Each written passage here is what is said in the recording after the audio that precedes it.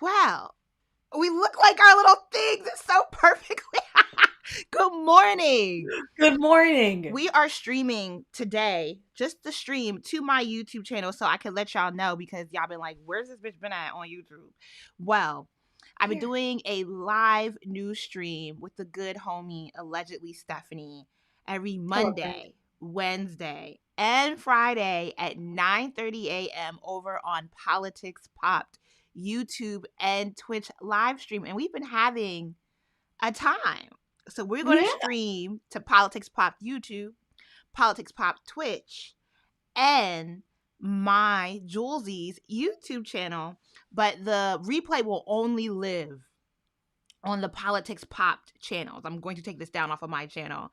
And once my kid finally gets into daycare, I will return to YouTube. On your channel, yes. On my channel, yes. Yes. Both. Yes. Look at you streaming 3 ways. Wow. Well, a good morning to everybody. Today is Friday, January 31st, 2025. And the news today is a doozy. It's dismal. It is dismal. We're just safe from the beginning, unfortunately. I think important to start with condolences to all of the families, friends, and the people impacted in the plane crash at Reagan International in DC. And I literally stunned, stilted, just like crying. It's been a very jarring. I don't know. I feel like language is not apt right now for like waking up at 5 o'clock in the morning yesterday and that being the headline on the New York Times. And then the raggedy commander-in-chief making everything about himself, making all of his crass eugenicist coded language statements, his racist statements, his just I think that compounded the issue for me, to be honest. And the fact that I have a flight tomorrow. Are you using a different mic today? Because I was like, oh, I forgot to put my headphones, but there's no echo. There's no echo. It's the same mic. That's what I'm telling you. Sometimes it works fine and sometimes it doesn't. We're gonna until people are like, oh, there's an echo. I think the headphone piece in my ear looks a little raggedy.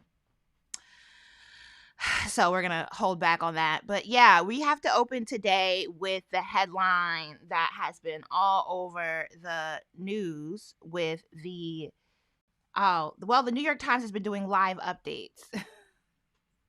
Oh, so the headline changed. Yeah, they've been changing the headline consistently. Mm-hmm. But yesterday the blaring headline was that no survivors.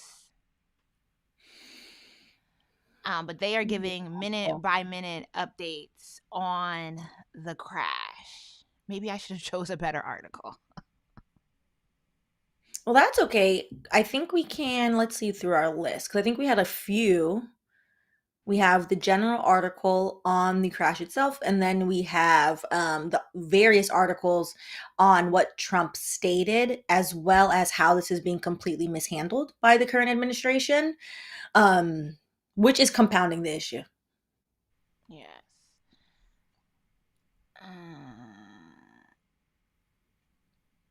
Oh my gosh. This is crazy. Like how many updates there have been. This is just like dominating the news cycle. Yeah. I think it's also because I forget the exact amount of years, a little bit over 20 years. This is the largest plane catastrophe in the United States that has happened in 20 years. So I think that is also adding to the shock. And the fact that the plane is now, they estimated the plane was between 150 feet to 300 feet above the ground, as in they were almost landing. So I think that is also causing extreme shock amongst people as well. Okay.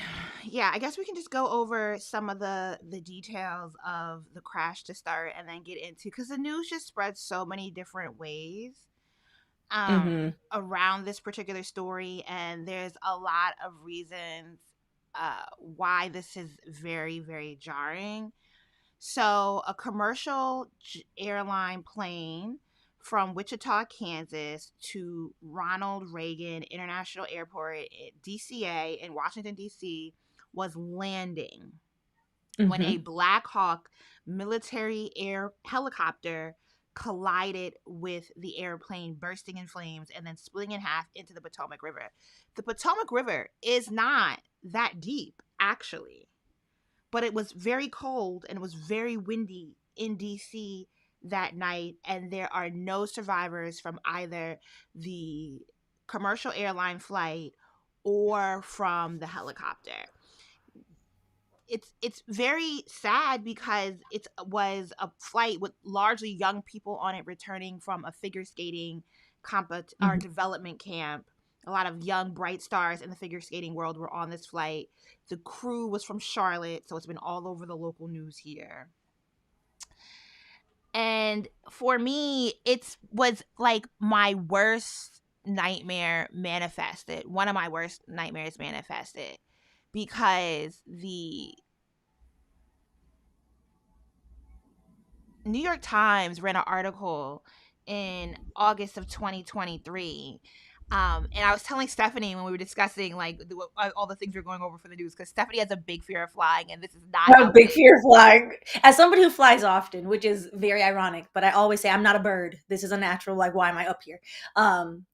But yeah, I think confronting that the Federal Aviation, what's the other A? Association, and basically our government needs to do more and be more transparent. I do think that is important, regardless of my personal large fear. Yeah, so in August of 2023, this New York Times article ran, and they also had so the Daily is a New York Times podcast hosted by Michael Barbero, and they did an Mhm. episode with the writers and with some of the experts that they interviewed for this piece, but they were talking about how the decline in the lapses in the amount of air traffic controllers, ATCs, we have within the Federal Aviation Association, the FAA, that was leading to overworked air traffic controllers and a lot more human error that led to a lot of near misses for collisions. Mhm. And so every time I fly, when I land now, I be playing Beyonce's Two Hands to Heaven and just, because this article in particular incited a lot of fear about how dangerous now, because of something that happened in the Reagan era, has become for landing an airplane.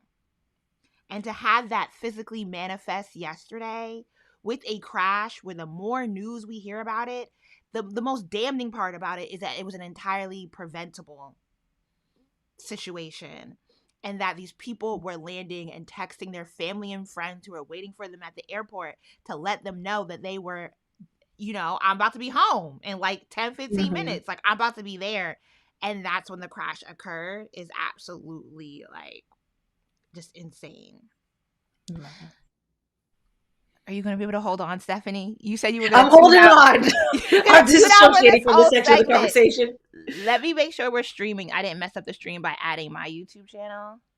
I think we're streaming. It says 31 people on my end that I can see, 34. And I saw a few hello, good mornings. Yeah, but then they disappeared. Okay, no, we are live. I don't know. I Okay. always get so worried that like somehow something that we've been doing consistently, guys gotta chime it in the chat so like I know you're still there. I think it's a hard topic for a lot of people. I think a lot of people, even if you are a frequent flyer or somebody who's not generally like stressed about flying, I think in general it's just jarring because you are not in control, unfortunately. And one of the interesting things was a lot of the initial pre-investigation media basically questioning the air traffic controllers, the comptroller, etc., and not questioning the military aircraft, which I thought was very interesting, and specifically because air traffic control is known to have one of the highest stress rates for jobs. They are required, according to labor statistics .gov, they are required to retire at the age of 56 because it is such a stressful job. And so there's actually a shortage of air traffic controllers because people are terrified to answer the job. You're responsible for so many things, a lot of burnout, a lot of overwork, high unaliving rate, unfortunately, of air traffic controllers. And so when people immediately jumped on the air traffic controller. I was like, wait, why was the military aircraft even close to the commercial aircraft to begin with, when the military aircraft is not supposed to be doing anything? Like they're unnecessarily running a training. And interestingly enough, one of CNN reported it, and then I haven't been able to find it anywhere else, but I took a screenshot where the current Secretary of Defense, who is a Fox News anchor, by the way, ain't got no qualifications, stated, Pete Hegseth stated a mistake was made during routine training, aka the military personnel. And when the Fox News anchor is the most sensible person in the room, then that's how you know we're all in a problem, which is really interesting. And we pulled up some of the information of how often military aircraft are involved in these issues. So I think that is also very illuminating. Yeah, I was trying to search Pete on. Okay, so first I had this article which explains, because Oh, Ronald. Julesy, question for you. Yes. So Chris just said, I'm not seeing the stream on Julesy's page, but I'm watching from Politics Popped. It might be unlisted on your page. Oh, okay. Let me do this first. Because we did that the other time. Yeah. Okay. Well, first here, Ronald Reagan, when the air traffic controllers tried to strike, I think they were attempting to unionize or just strike for better working conditions, he fired all of them. Which is why now one of the most high stress but important jobs has a lack of qualified candidates to employ. Because back in the late 80s, he just fired all of them, and then we had to start from zero because he did not want them to unionize. Shout out to Reagan. And then we have this accident at Ronald Reagan Airport, which is kind of crazy unto itself. Then I was trying to find because I don't know how to spell that Fox News anchor's name. Oh, Hegseth, Hegseth. Yes. Which is interesting. It's very interesting.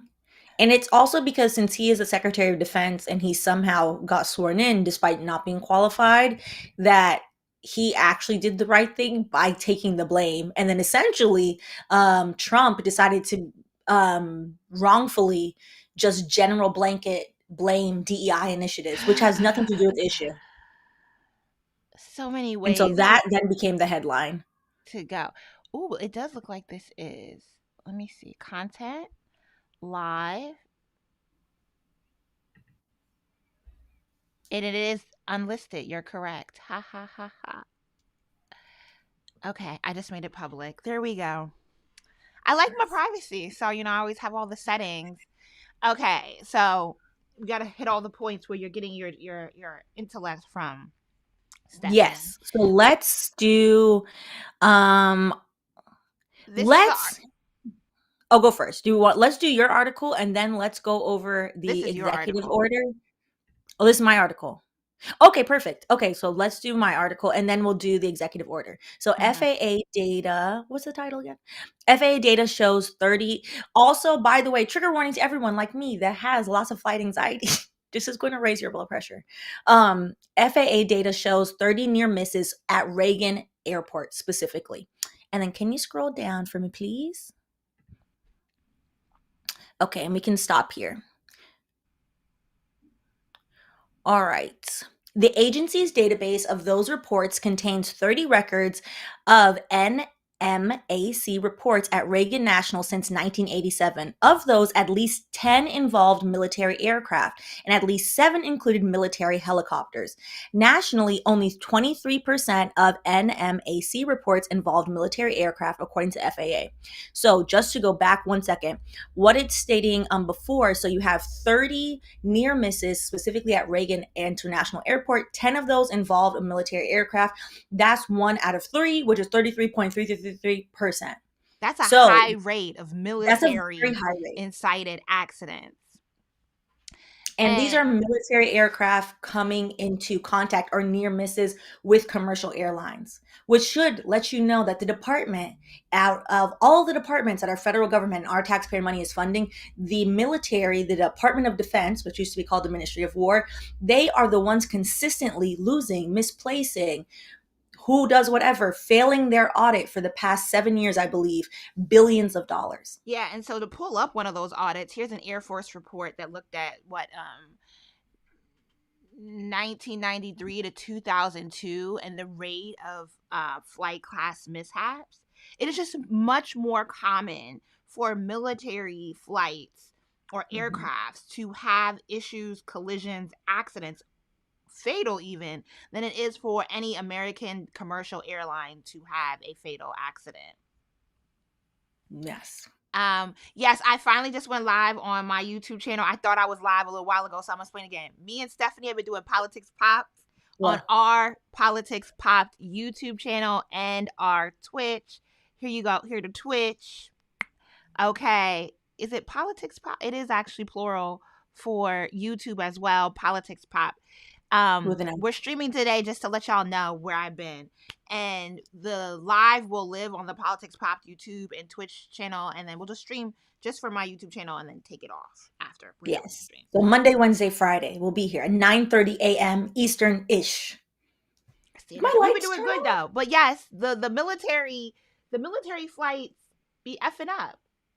And so that's the issue. Why was that helicopter was flying way above where it should have been at? Mm-hmm. This is a military issue. But Trump is doing what with it? Deflecting blame from the military, which is fascinating. And defecting blame, because when you think of the military, surprisingly enough, all of the issues with the military and how they specifically target rural and poor communities, particularly Black and Latino communities, the face of the military is always, without fail though, a white man. So he is deflecting any blame from what is historically known as a very white institution and saying, you know what? The issue is actually diversity, equity, and inclusion. It's DEI and it's the comptrollers and it's all of this. And this level of gaslighting is actually, in my opinion, leading the way to basically put eugenics back into legal texts. It's also just like subverting the actual issues. It's derailing the actual investigation. Mm-hmm. It makes it so if American Airline, and it often, I think he is trying to put it off the military. You know, the military is very likely to be white males on that and it is white men who are on that helicopter. American Airlines has a diverse flight crew. And he's going to deflect to make it seem like people's identities are the reason for what is very obviously a hugely preventable. That's what's most frustrating. It's like even before all the details about this crash came out, it was clear that this should not have happened.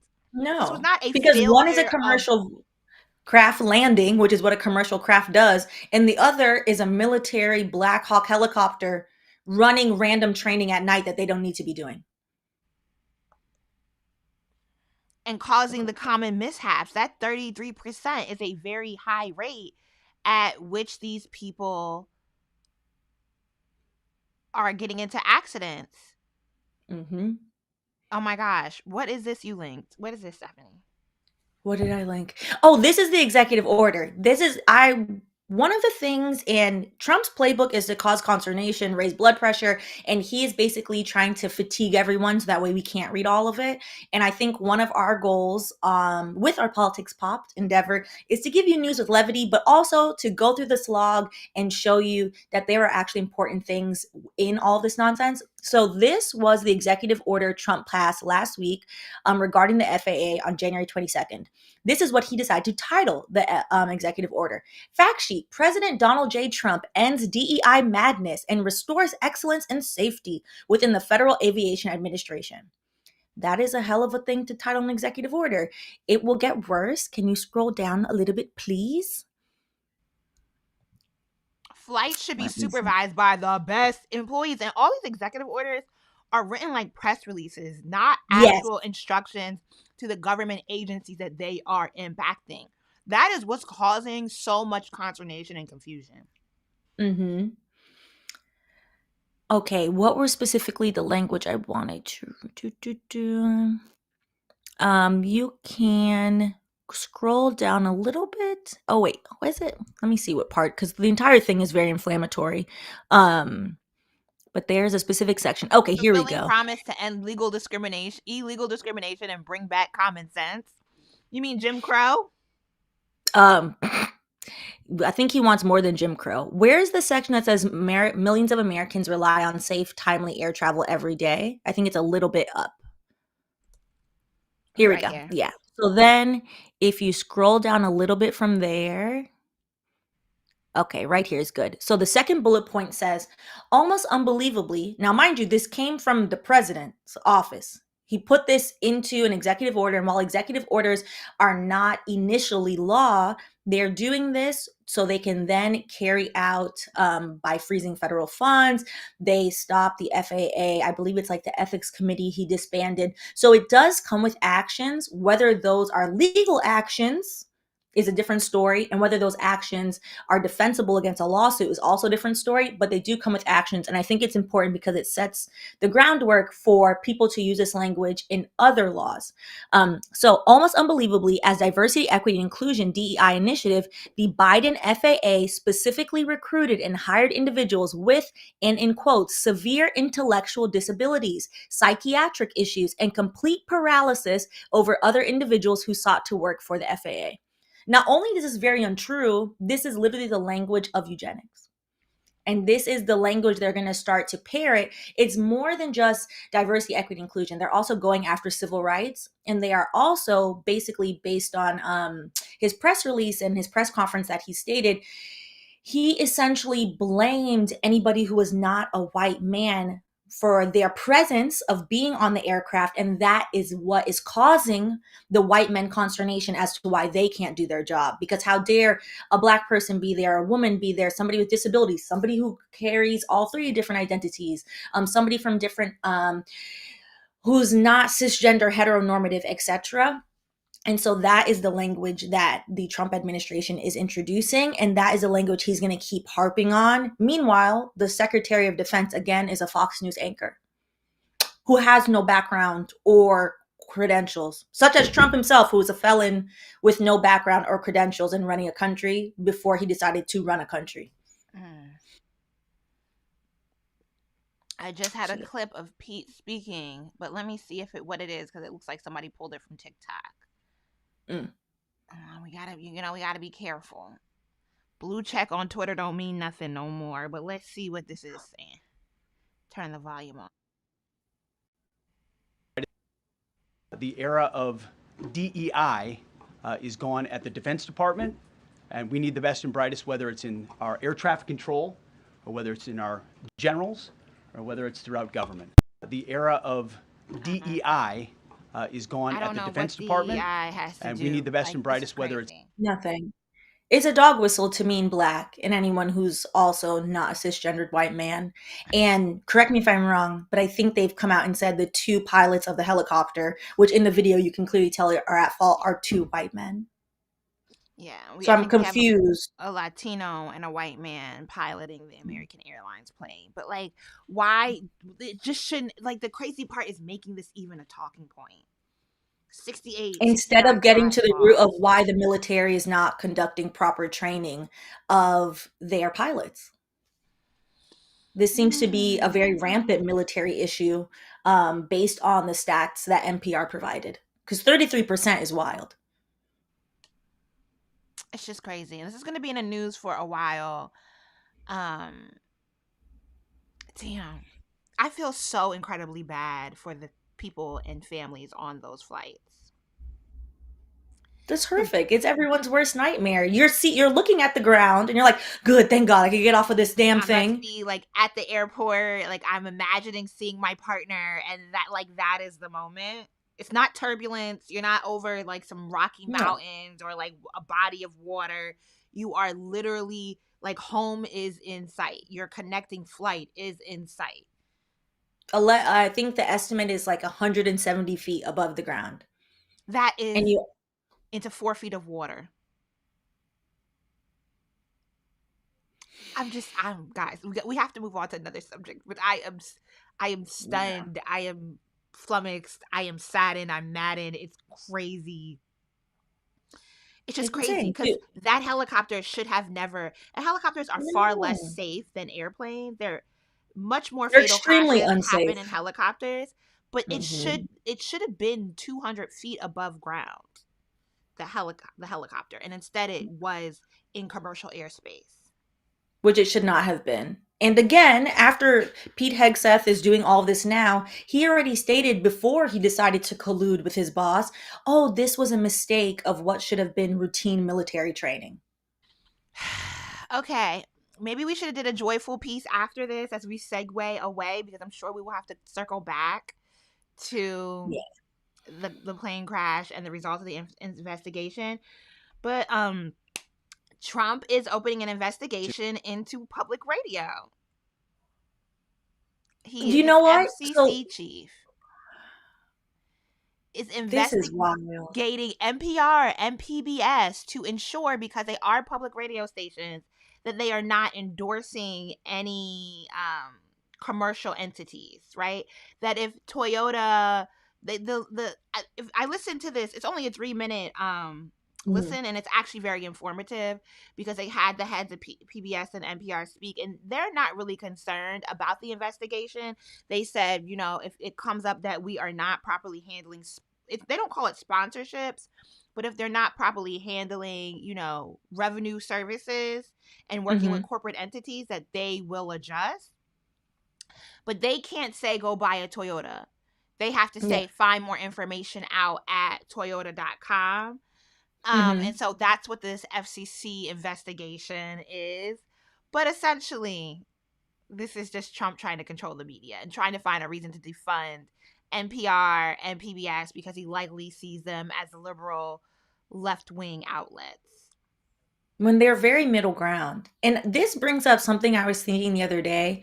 C-SPAN is not government affiliated. There's C-SPAN 1, and well, it's not called C-SPAN 1. There's regular C-SPAN and C-SPAN 2, and C-SPAN literally puts video and audio in every single chamber of government, except for like the executive office. So that way regular people can see it. And the only branch they've been unsuccessful with is SCOTUS. The judicial branch will not allow them to do video, but they finally fought with them to get audio. So that's why you can hear everything. And I've been wondering under this administration if they're going to try to get rid of C-SPAN, because anytime, I would say in his first administration, the first term, anytime he or any of his conservative cronies would say anything wild, it was C-SPAN that actually housed the original clip. Like, it wouldn't make itself to mainstream media originally. And so I'm wondering now if they're going to come after C-SPAN as well. Because this ties into what we talked about on Wednesday, where Trump and his press secretary announced, like, hey, you influencers, you content creators, all you people who are not journalists, including us, that other people that actually don't do research and don't have any ethics, come to the briefing room and you can report, because they don't want actual media. As I sit with my Ida B. Wells shirt, SBG book A club, real journalist, a real yes. journalist, I do. It's going to be, I don't know, it's fascinating, the word to say, but how close is Trump going to get Eye-opening. to dictatorship? How successful will he be in moving our government over to a dictatorship? I mean, with the podcast bros in tow, and what is the stat? I had a different article pulled up earlier. I believe it's 7,200 influencers applied for the briefing room. Oh, that is And crazy. most of them are clearly right wing. Let me see. Let me And I just pull it wonder, up. while you look that up, how is he going to veer towards dictatorship? And are the Republicans just going to let him? Because freezing federal funds means you are overstepping Congress. The confusion that came from releasing an executive order that was basically a press release about federal funds, grants, and loans, when the budget is controlled by Congress, and is the current Republican controlled Congress just going to allow this man to eradicate their positions? I think that they have shown, because some of them have been sitting Congress people for decades, they have shown they only care about the bottom line. And if someone gives them a mic. So I think they will let him. As long as the lobbyists, such as APAC, continue to pay them exorbitant amount of money. And as long as somebody, if it's a podcaster, so be it, puts a mic in front of their face, once every 2 weeks, I think they'll let him do what he wants to do. I think it's beneficial to them, unfortunately, for us. Okay, well, this was your article on the. Yes. So this is about what we talked about on Wednesday, which is the federal freeze on funds. And the district court judge issued a temporary block on that while they got to hear both sides of the argument. So, our judicial system is a bit slow, so that's going to take them a while. However, one of the interesting things, let me pull up the article on my end so I can figure out what part I want to talk about. If you scroll down to confusion and legal challenges for me, please. One of the interesting things about this article is Trump's press secretary then stated, okay, we are withdrawing because we need to get rid of this lawsuit and these challenges. We are going to withdraw what we stated. However, it's actually It still in says it place. here. Levitt said the administration expects that rescinding the memo will end the court case against it, but that executive orders on funding reviews issued by President Trump remain in full force and effect and will be rigorously implemented by all Mhm. agencies and departments. Which leaves all of the government workers still in a limbo because there are, as we saw with the FAA, very unhinged executive order. Each department essentially got their own executive order that stated, stop doing this, you need to cut money, etc., etc. In the article, it then states that these same federal employees then received an email stating, if you have any questions, ask your general counsel. Which the poor legal team, like these are just regular government attorneys in all of these positions. I know they are tired because they can't give legal advice on what to do and what not to do because all this is conflicting information and there is an ongoing lawsuit. So I think it is too soon. All that to say, it's too soon to cheer for the district court judge putting a temporary hold on this because essentially they are basically stating, we still kind of freeze the funds. Yeah. We just rescinded our memo that stated we freeze the funds, but these executive orders stating we'll use a different word than freeze of these funds is still essentially being carried out. Do we want to play Jamelle Bouie's take on this? I think that would be helpful because all of it is very confusing and it's intended to be convoluting and confusing because that is how they are going to get things done this term, by putting us in disarray. Donald Trump is officially trying to overturn the Constitution. I know that sounds hyperbolic, but I'm not one for hyperbole, and I'm being quite serious now. So I'm sure you've heard about the freeze, and the freeze is this general freeze that's been placed on all disbursement of federal funds to a wide variety of agencies and recipients. States, localities, tribes are losing hundreds of billions of dollars in direct funds. Food stamps, SNAP, WIC, various aid programs that may be frozen, Medicaid might be frozen, Medicaid disbursements may not be going out, research funds for women's shelters and suicide hotlines and school lunches and universities and colleges, all kinds of money frozen, about $3 trillion in federal funds that are not going out because of a direction from the Trump Office of Management and Budget. Now, you might be asking, well, what does this have to do with the Constitution? What it has to do with the Constitution is that the president has no authority to do this. The president has no authority to do this.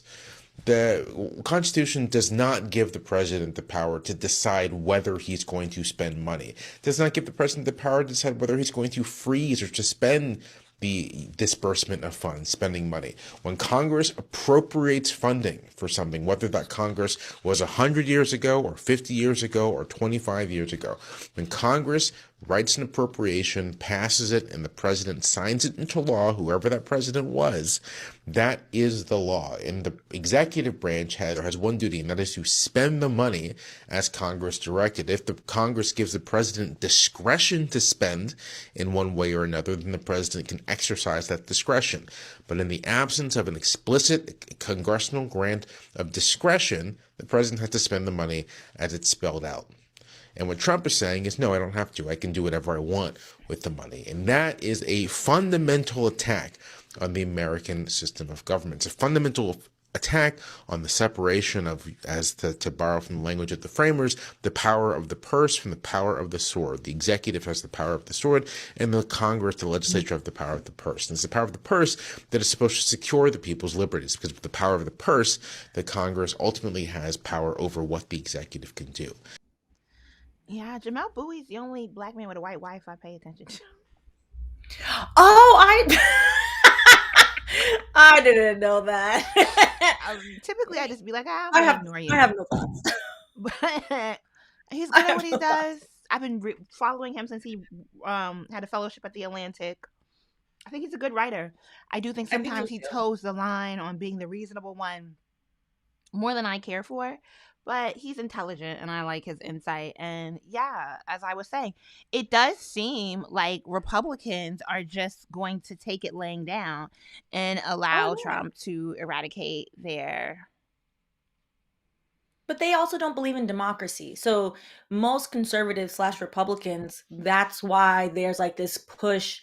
There are all these videos now about like, why do MAGA women look like that now? Like with the plastic surgery, etc. They have an obsession with idealized 1950s whiteness. And so I think they're going to welcome all of this. And one of the interesting things that he said, and I think he does a good job putting everything into a very tight summary, which I think is why it's helpful. One of the things he said was essentially regarding all the confusion of the federal funding freeze. The CDC and the National Institute of Health are very good examples. So with the federal funding freeze, technically, none of these departments would receive any money. What Trump instituted via one of his executive orders, which he's also should not be allowed to do this, is he stated, okay, we're also going to do a communications freeze. Y'all are not allowed to tell people what's going on. That is currently being disputed. However, we are, and some news outlets have reported on this, we are seeing a rise in bird flu. However, the National Cook your Institute. eggs all the way. No runny I yolk, love a y'all. runny egg. It's so sad. No, I so mean, can you sad. even afford an egg anymore? Get egg whites from Costco. That's what I did. Shout out to Costco. But not shout out. Costco needs to pay those people. I see they're fighting with their union. But the other half of it. And interestingly enough, with the federal funding freeze, Trump is not a bright person. So it's not Trump behind all of these things. It's the Heritage Foundation. It's Chris Rufo. It's Edward Blum. It's all these different white supremacist Christian nationalists and Christian national groups behind Trump. And they have all their varying agendas as well. What they have realized is, okay, we can say we're doing a federal funding freeze. People will freak out. But simultaneously, they're not really going to freak out if we say the CDC, who wrongfully people are annoyed with because we've dealt with the CDC throughout the pandemic. So people have a lot of different feelings about the CDC. People won't really freak out if the CDC is not allowed to communicate with them. And so that is occurring. So that is essentially implementing the freeze of money in different ways, in different forms. And that's what they're doing. I'm surprised we didn't put anything down for RFK, which before we deviate away from all the government news, I do think we have to give. I tried to ignore news on it. I'm not going to lie. You tried to avoid news about this man? I mean, I find him to be sounds like a character out of DC Comics. Mr. Kennedy, with all due respect, that where you said the following, and I quote, "We should not be giving Black people the same vaccine schedule that's given to whites because their immune system is better than ours." Can you please explain what you meant? There's a series of studies, I think most of them by Poland, that show that to particular antigens that Blacks have a much stronger reaction. There's differences in reaction to different products by different races. So I have 17 seconds left. Let me just ask you then. So what different vaccine schedule would you say I should have received?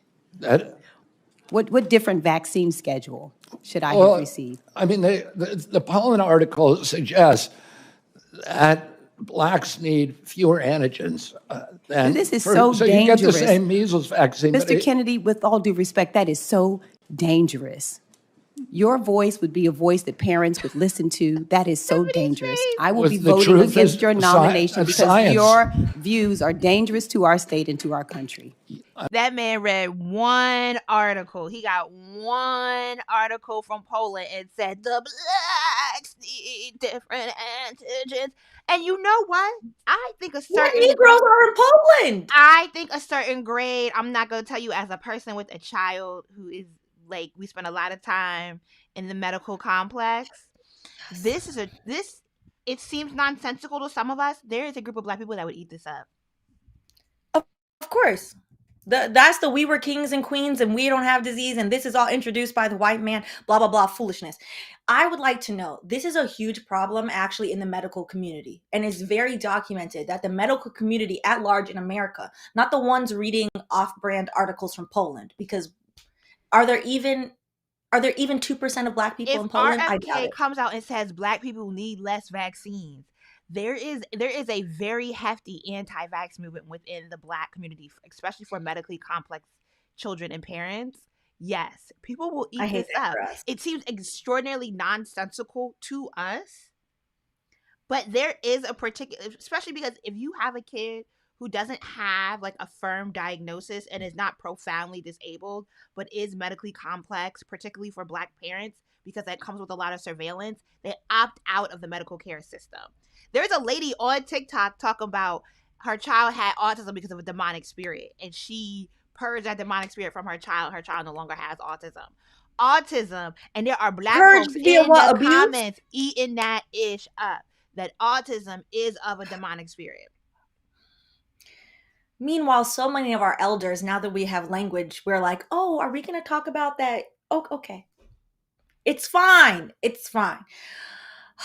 He raises my blood pressure, which is why I try not to listen to him. Because one, there are a lot of doctors that feel in their spirit that way. When I did a clinic when I was in law school, I cannot remember the name of the nonprofit now, but the whole purpose of the nonprofit that I advised was to do, they called it at the time anti-bias training. It was really anti-racist training for doctors as well as nurses, because they found that doctors and nurses overwhelmingly, they don't believe Black patients because they believe that Black patients have higher tolerance to pain, particularly Black women.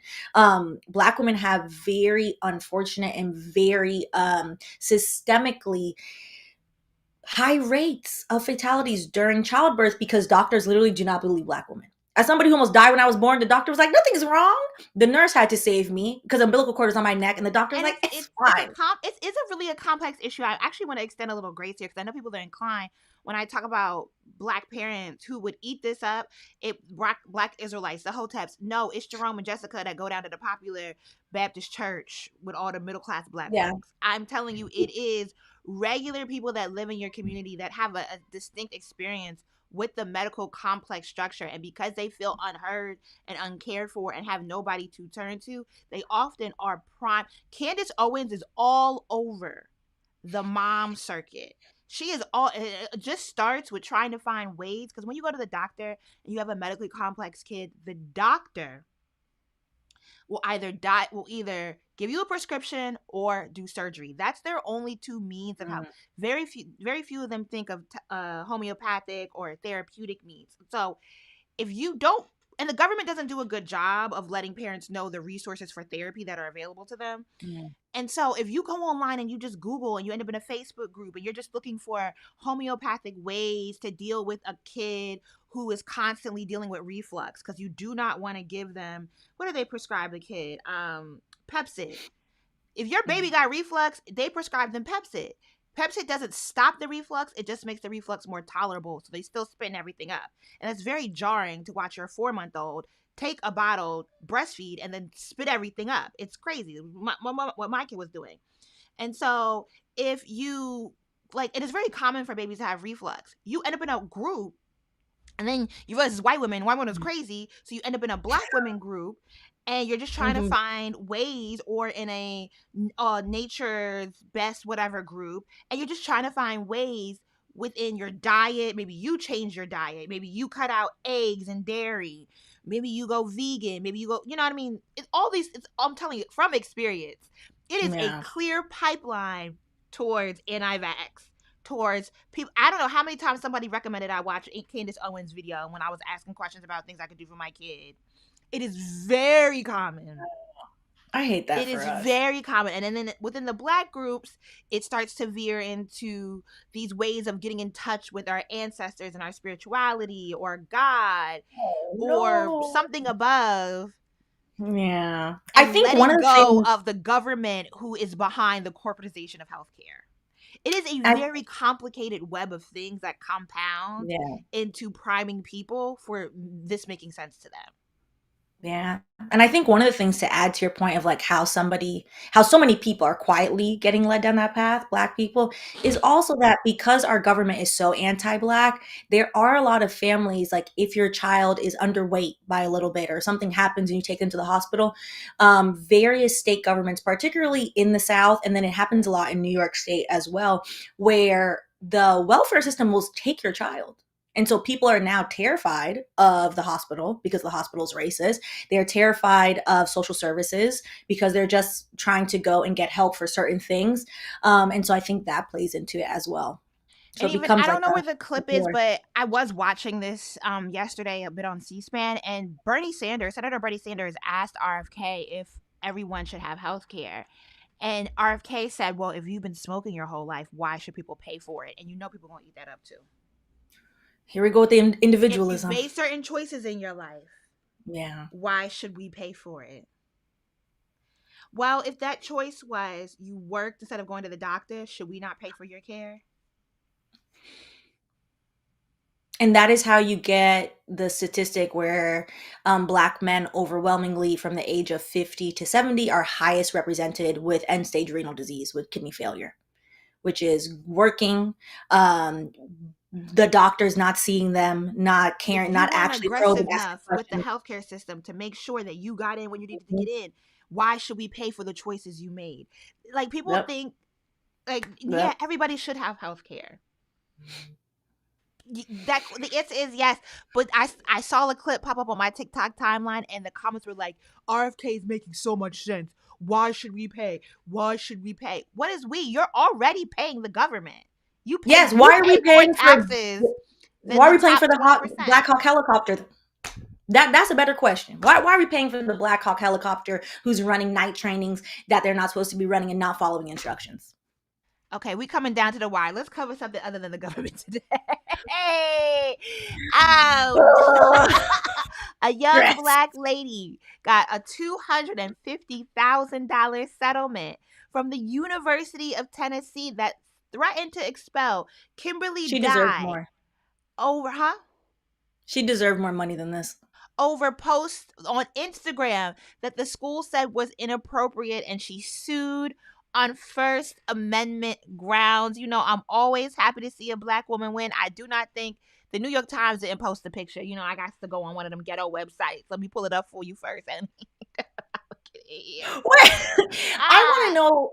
This is fascinating to me on multiple levels. One being, she was a student. Her personal social media has nothing. She's not employed faculty. She's not signed. You don't sign a contract when you attend a college or university stating, yes, I will keep my personal social media in a manner that edifies the university. So it was very interesting that they even had the audacity to threaten her with that in the first place. And then the things they stated she did, I was like, well, first of all, it's none of their business. But my question, because I was curious, I was like, what exactly are they alleging that she's doing that is so... Yeah, I was trying to go, and I kept like looking through all the pictures. You know, the Daily Mail always has the pictures. I'm waiting for the website to load. This is the picture everyone's showing as the race, and I was before. What's racy?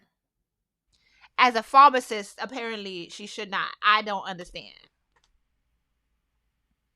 I kept looking for the pictures because I was thinking, I don't know if you remember the girl from FAMU that during graduation. That's what I thought it was going to be. Had a snake. It was butt naked in front of the FAMU sign.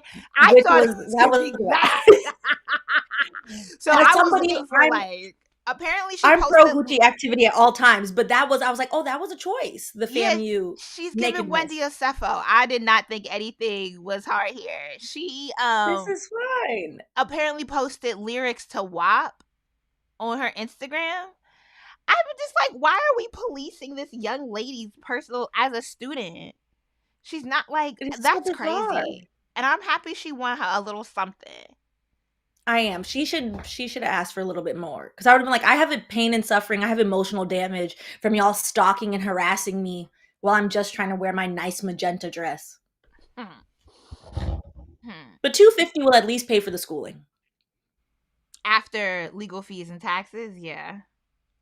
They're gonna take a third. They're gonna take a third unless she paid up front.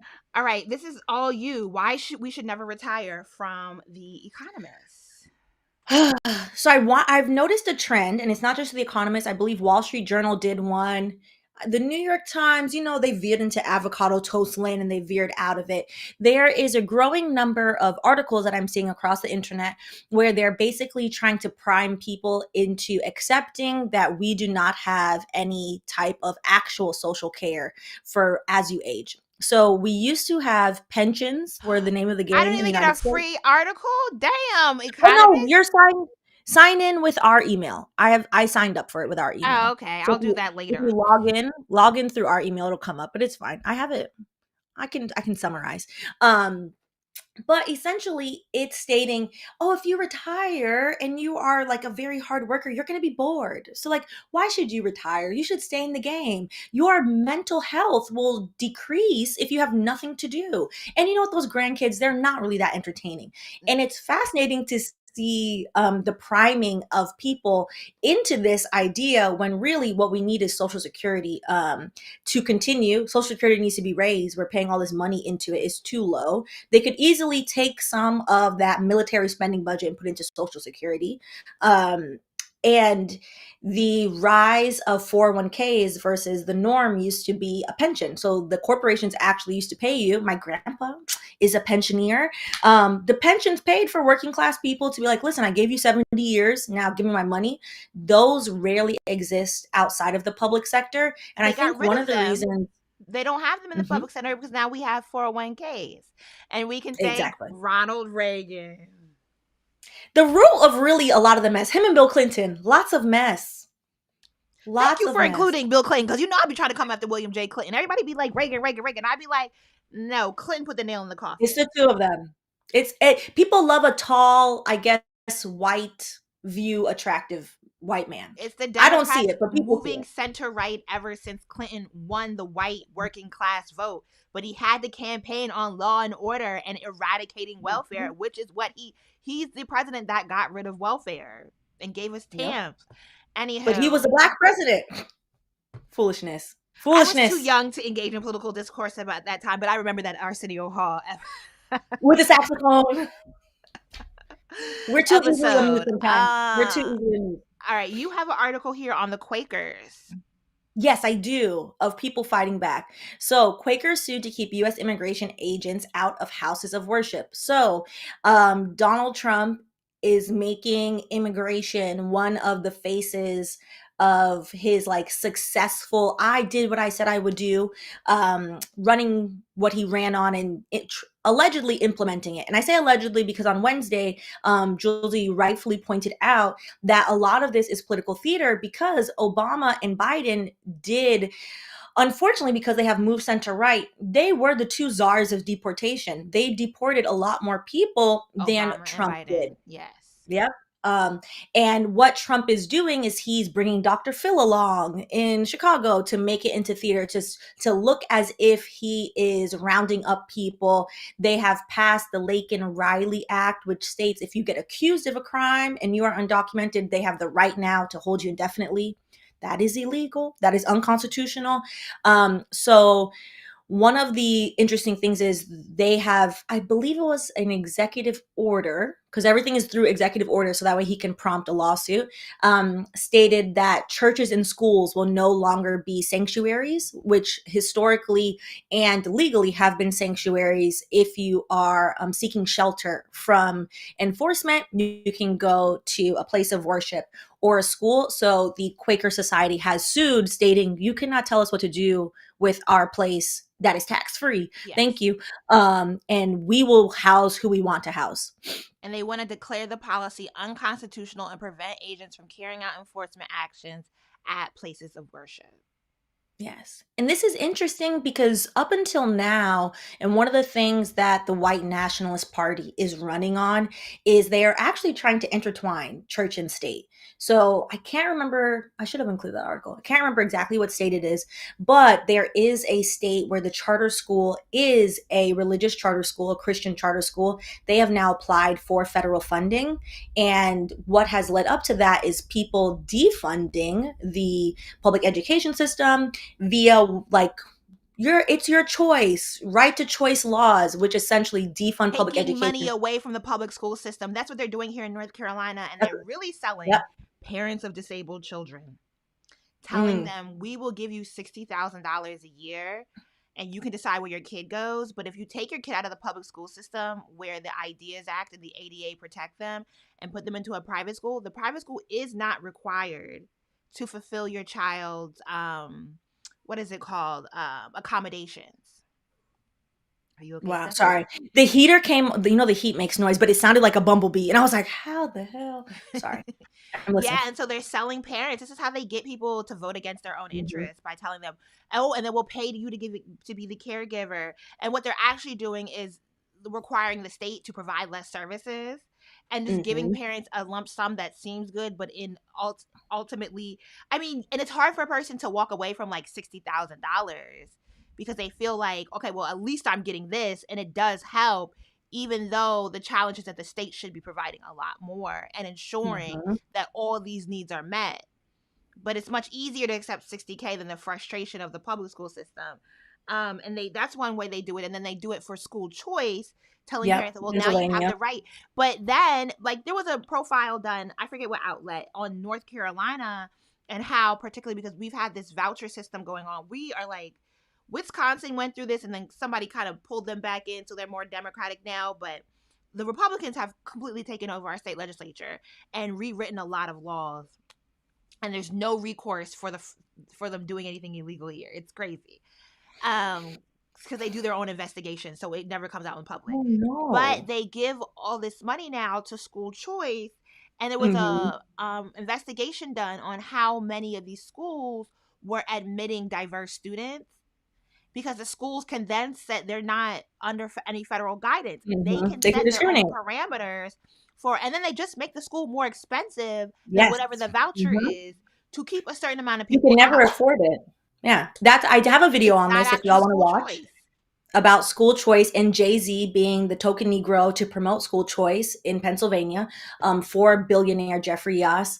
There are some really good ProPublica articles about this as well. And that is what's happened in Arizona, where people, middle class and working class parents are like, oh, actually with the voucher, I can't even afford the private school. So rich people are literally now subsidizing their private school tuition with the voucher that's paid for from everybody's taxes. So that is obviously a huge issue.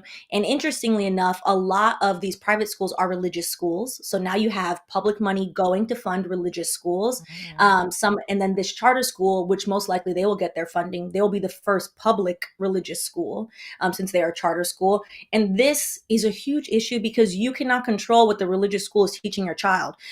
The big culture war debate of the 2000s was evolution versus creationism. And that whole thing, you have a whole generation of people being like, child, I believe in evolution. It's real, but I don't know anything about it because in school they were arguing. And so the teacher just refused to cover it. So I think we are going to see larger issues with that. But it is interesting that with the intertwining of church and state, that they would then put in place like, oh, but you religious institutions, you cannot house undocumented people. So they clearly are not agreeing on everything, which at least that's positive that the white nationalists are not all on the same page. So there's room for us to fight with them. Because if they're all organized, it's kind of frustrating that, the two-party system does so well at squashing out the rise of any other political party. But the party that's claimed to being for the people, the Democrats, are so bad at organizing. Like, what the fuck are y'all doing right now? We're done. Y'all are so tied up in loyalty. And you know what? I was thinking, this is a thought I had last night. As a member of a D9 organization, the one thing that I've hated in being a Delta is deference. Because deference is a two-way street, particularly within the sorority economy. So deference is this idea that you always give your overdue, your most respect to your elders. Mm-hmm. You know, you always yield to them first. My book, deference is a two-way street, in that you are also supposed to pull up the younger sorors through that chain of deference. And I think deference is also the thing that irks me the most about Democrats, is that they have to yield to the establishment consistently. Like what they did with AOC and that committee, Jeff Jackson taking the fall for the TikTok ban, Dianne Feinstein, what she did to Kamala Harris when she was AG, Nancy Pelosi with Kamala Harris as presidential candidate, you know, Biden and nobody primarying him when he's been hiding from the media for the past 4 years because of age-related deficiencies. Like, what is going on that the Democrats have such a unyielding loyalty to the establishment that stymies anybody pushing for progress? I'm done with them. I'm only a registered Democrat. On Citizens United. What'd you say? You should do a video on Citizens United. Yes. Because that's the root of the problem. It's the money. Allowing corporations to be people and then allowing them to donate as much as they want has literally... Corporatocracy is a word that people throw around sometimes. We live in a corporate oligarchy, unfortunately. And it's interesting because even quote unquote progressive cities, New York City is a police state for what it's worth. Even though New York City is touted as this very progressive place, even in New York City, you have to be a registered Democrat to vote in the Democratic primary for mayor. And even the people that do not belong to the Democratic Party, the Democratic Socialists, the Communists, all the other parties that I much more agree with and would sign up for their party, they are also registered Democrats because that is the mayoral race that counts, the Democratic primary race. So it pushes everyone to be like, fuck the Dems. But also, I guess, at least I got to put on the little Dem pin so that way we can have. It just feels like now we're in a vacuum of no choice on our political spectrum. I don't know what's going to happen in the next 2 years, and I really don't know what are we going to do with if the Democrats just do what they did in 2016. They are going to do. You think they're just going to rely on the outrage cycle against Trump to get people to vote? They are lazy. They're the party of laziness. They have so much money on top of that. They just are sitting. I don't know what they're doing. Maybe it went to Senator Menendez, who embezzled. Maybe that's what we talked about. So come on over to Politics Popped if you're watching this on my YouTube channel. Julesy. This is what we do every Monday, Wednesday, Friday. We're going to close out on our last article because I do need to go. I'm interviewing Andrewism about anarchy and capitalism on my Patreon in 10 minutes. Just got my calendar notification. Okay, but this was the closing article. Yes. And this is a feel-good one. This article is technically an older article, but it's coming up now again, which is the Navajo Nation. We're past the plan. They're in the actual movement of it. They're testing the limit of tribal laws, restricting the transportation of uranium on their land. So essentially, the Navajo Nation has been blocking the removal of uranium from their land. They are currently, as of today, via social media. It's fascinating, just as one quick tangent. Fascinating to see how behind print media is to social media, because I watched a few clips this morning from the Navajo Nation on social media stating like, yep, we are blocking the federal highway today in Arizona. We are all standing here, pan to everyone standing there. And so you're currently seeing them saying like, this is our land. These are our rights. Also, you shouldn't be taking this out of the land. And then also, what are y'all doing with this to begin with? So I thought that was positive. As well as I think we will see the continuation. This is, according to the clip that I saw earlier, this is the largest federal action that the Navajo Nation has done in about 20 or 30 years in terms of fighting against publicly with the federal government. So I figured we'd end with some positive of people who have been resisting for hundreds of years. Oh, sorry. And I was going to do a little call out, just getting it ready, to say thank you for ending us on some good news, because the Department of Interior Secretary was passed on like a 70-something to 18 vote yesterday in the Senate, a guy who does oil and gas. So I definitely think it's a good reminder that we have to think about the indigenous people and their rights. Mm-hmm. Yeah. Like they get left out of so many conversations. But this is going to be a very dire time for them as well. And as much as we are inclined to fixate on our own identities, I actually think our identities are being weaponized against us. That's why Trump is going so hard with this DEI push. Maybe I am a little Afro pessimist on that frame that we do have to let go of some things to be truly liberated. But think of this is a time where we have to be collaborative with cross communities, sectors. Certain communities, yes. What? I said certain communities, yes. Who you finna leave out? I didn't say leave them out. I just think we have to encourage everyone, as somebody who does not agree with the POC umbrella term, if we're going to do a group project, then it cannot just be one set of people doing the group project and everyone getting credit for the group project. That creates consternation. So, yes. Okay. But yes, it's gonna be but of course, always side with the indigenous. we all have to get in the living room and work. Yes. Us and the indigenous can drag everyone else in and their problematic natures. You know, I think we could start there. Thank you, everyone, for joining Stephanie and I today on the live stream. You can find us every Monday, Wednesday, Friday. Next Monday, Stephanie. I don't know. Same name to me, to be honest. 1980s. I'm sorry. Stephanie will be coming back on a flight, so we will keep her in our prayers. Please do. Maybe I'll do the live stream on my own. I don't know. You might just have to. You will. You will do it. I will text you. You will. On Wednesday. On Wednesday, I'll be here. On Monday, you'll do it by yourself. It'll be fine. I don't know. It will. Right? They'll encourage you. You will. No. I'm leaning towards no. We have 6 more minutes. We could spend 6 minutes of agreement. I need to go watch an Andrew's video in 6 minutes. Also, subscribe to Julesie's Patreon and watch the Andrewism interview. But you can find us on YouTube and on Twitch. Here we go. Look at that. This is where you can find us streaming every Monday, Wednesday, Friday when the two of us are available. Maybe I'll have to get like a guest host. Get a guest. Do it with somebody. It'll be fun. Ask Grace. I was going to say I'll ask Grace. Ask Grace. Ask Grace. Will she be up that early in the morning?